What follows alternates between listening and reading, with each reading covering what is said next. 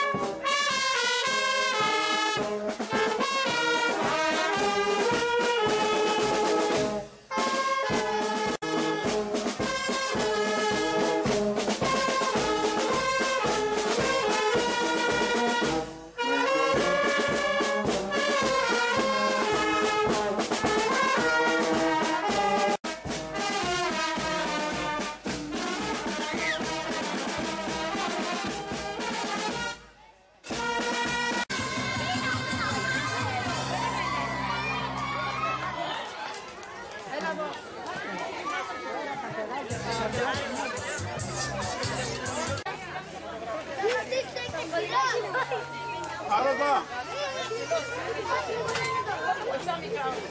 Μιλόπιτα είναι νωρό, γι' αυτό το φωνάζω.